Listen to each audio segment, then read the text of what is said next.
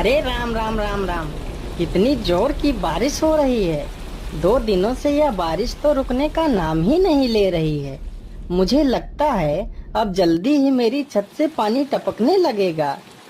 तभी उधर से एक शेर बारिश से परेशान होकर छिपने की जगह ढूंढते ढूंढते उसी किसान की झोपड़ी के पीछे बने तबेले में घुस जाता है, जिस तबेले में उस किसान के कुछ गधे बंधे हुए थे।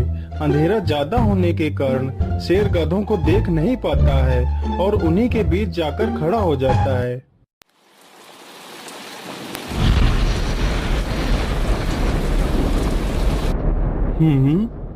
यहाँ से तो किसी मनुष्य की आवाज आ रही है। चलो चुपचाप बैठा रहता हूँ, जैसे ही यह आदमी मेरे करीब आएगा मैं इसे खा लूंगा। हाय हाय हाय, यह बारिश कब रुकेगी? ऊपर से यह टपका भी आ गया। अब मैं क्या करूं? इस टपके से कैसे बचूं? इतना तो डर मुझे शेर और बाघ से भी नहीं लगता है, जितना डर मुझे इस टपके से लगता है। अरे यह टपका कौन है? मुझे लगता है यह टपका तो मुझसे भी ज्यादा खतरनाक है। तभी तो यह आदमी शेर और बाघ से ज्यादा इस टपके से डर रहा है। चलो जल्दी से मैं यहाँ से निकल लेता हूँ, नहीं तो कहीं टपका ने मुझे देख लिया तो मेरी खैर नहीं। ओहो, अब मैं इस टपका से कैसे बचूं? चलो जल्दी से मैं अपनी मौसी के घर चला जाता हूँ।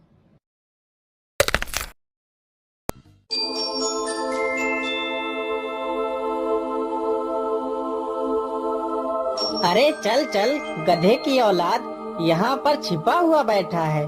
अरे चल जल्दी। अरे ये क्या, जिसका डर था वही हुआ। यह टपका तो मुझ पर हावी हो गया।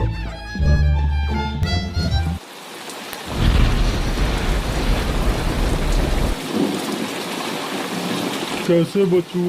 कैसे बचूं? इस टपका से मैं कैसे बचूं? हे भगवान, मेरी सहायता करो, मुझे इस टपका से बचाओ। मैं आज के बाद किसी प्राणी को नहीं मारूंगा। मैं मांसाहार छोड़ के शाकाहारी बन जाऊंगा। भगवान मेरी रक्षा करो। शेर को दौड़ते दौड़ते रात से सुबह हो जाती है।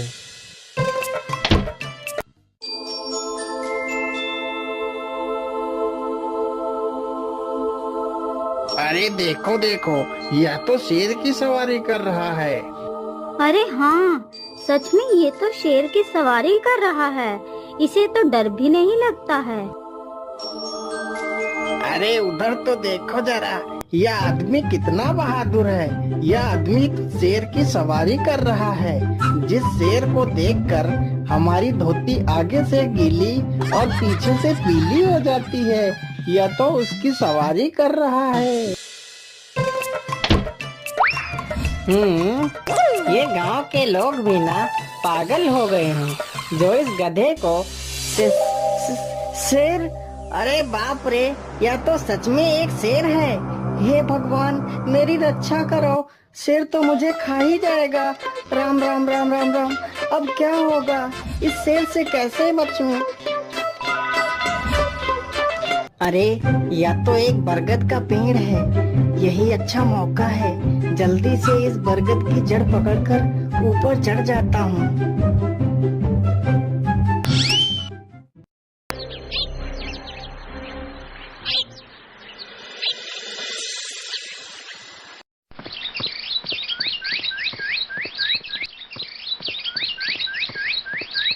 अरे शेर भैया, तुम इतनी जोर जोर से भागते हुए कहाँ जा रहे हो? आप तो बहुत डरे हुए लग रहे हो। आप तो जंगल के राजा हो, आपको किसका भय है? टपका, वो टपका मेरी जान के पीछे पड़ा है। अरे शेर भैया, जरा मुझे बताओ वो टपका है कहाँ? अरे भालू भैया, वो टपका मेरी पीठ से उतरकर उस बरगद के पेड़ पर चढ़ गया है। उसने मुझे रात भर खूब दौड़ाया है। वो तो भगवान का शुक्र है कि मैं जिंदा बच गया। चलो शेर भैया, मुझे उस टपके के पास ले चलो, जरा मैं भी तो देखूं आखिर ये टपका है कौन। अरे नहीं भालू भाई, बड़ी मुश्किल से तो मेरी जान बची है। मैं अपनी जान फिर जोखिम में नहीं डालूंगा। तुम्हें जाना है तो जाओ। अच्छा अच्छा, ठीक है शेर भाई, तुम यहीं रुको। मैं अभी बरगद के पेड़ पर देखकर आता हूँ। आखिर ये टपका है कौन? जाओ जाओ बच्चों, जब वो टपका तुम्हारे ऊपर हावी होगा तो पता चलेगा। अरे कहाँ है यह टपका जिसने राजा जी की हवा टाइट कर दी? चलो इस पेड़ पर चढ़कर देखता हूँ। अरे बाप रे बाप, शेर क्या अकेला कम था, जो ये भालू भी आ गया। मुझे लगता है कि आज मेरी मौत निश्चित है। भालू पेड़ पर उल्टा होकर चढ़ने लगता है। तभी किसान और तेज से कांपने लगता है। कांपने की वजह से किसान के हाथ से छड़ी छूट जाती है और उल्टा होकर चढ़ रहे भालू के पिछवाड़े पर जा लगती है। भालू धड़ाम से जमीन पर गिरता है।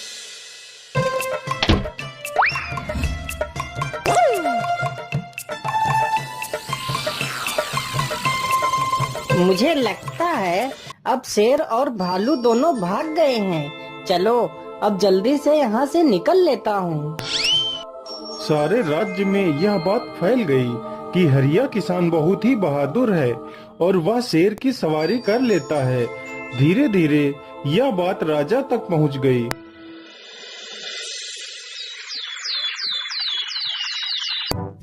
महाराज, क्यों न हम पड़ोस के गांव से हरिया किसान को बुलवा लेते हैं। वह बहुत ही बहादुर है।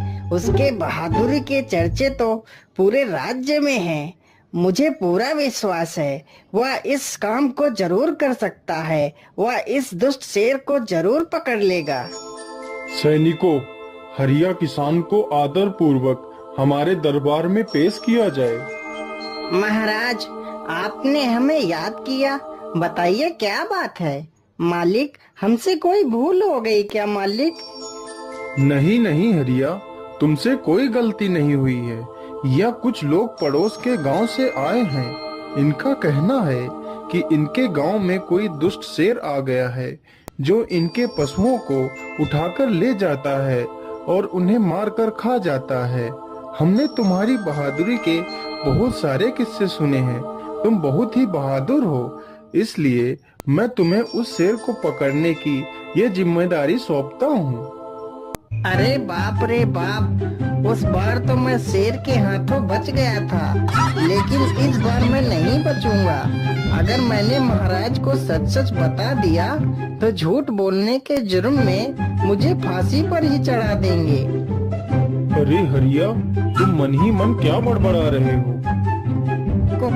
कुछ नहीं महाराज, कुछ नहीं। मैं सोच रहा था कि मैं शेर को कैसे पकड़ूं।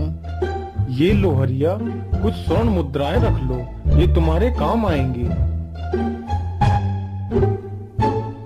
क्या करूं, कैसे पकड़ूं उस शेर को? ये महाराज ने भी मुझे कैसी दुविधा में डाल दिया है। क्या करूं, क्या करूं? हाँ, मिल गया।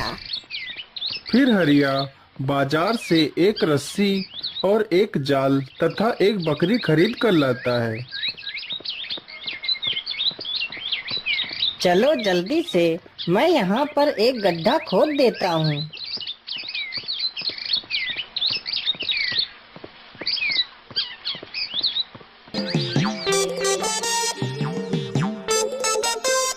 गड्ढा तो खोद दिया।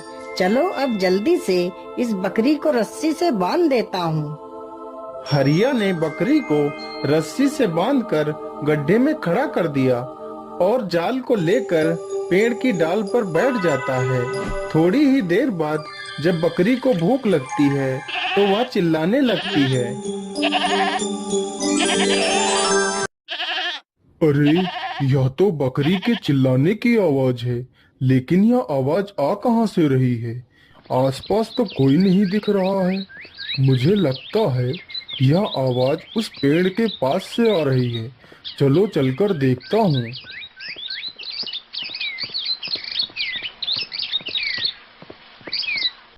अरे वाह, आज तो शिकार मेरे पास खुद चलकर आ गया। शेर तुरंत ही बिना देर किए हुए गड्ढे में छलांग लगा देता है।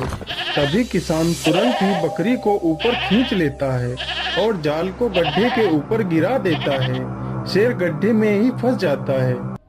यह देखकर गांव के सभी लोग बहुत ही खुश हो जाते हैं।